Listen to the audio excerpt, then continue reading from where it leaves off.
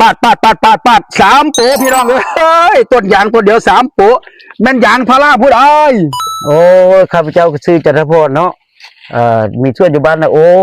ที่ว่าเมืองบุรีคันแค่บุรีไซนี่แหละที่ว่าได้นำใช้ยาจากบริษัทนี่แหละเนาะของเก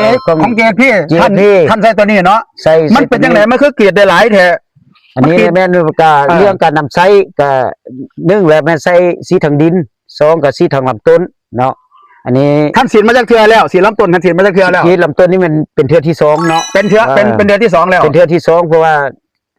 เพิ่นแนะนำ10 มื้อสีเทื่อนึงข้าพเจ้า10 มื้อ7 มื้อข้าพเจ้าสีเทื่อนึงอันนี้แล้วแม่นมันการกรีดเป็นจังได๋กรีดให้เบิ่งแน่อันนี้แม่น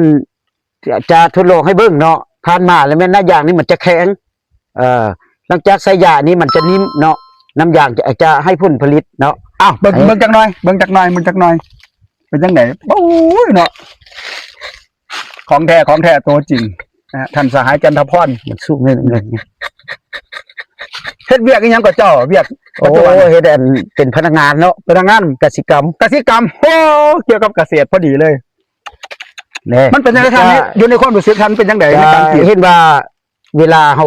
ได้นำใช้ผลิตภัณฑ์ตัวนี้น้ำยาจะไหลดีเนาะนี่น้ำยางนี่ขนาดนี้ข้าพเจ้าก็ได้ซีส่งเทื่อนึงอันนี้ท่านว่าส่งเทื่อนี้แล้วแม่น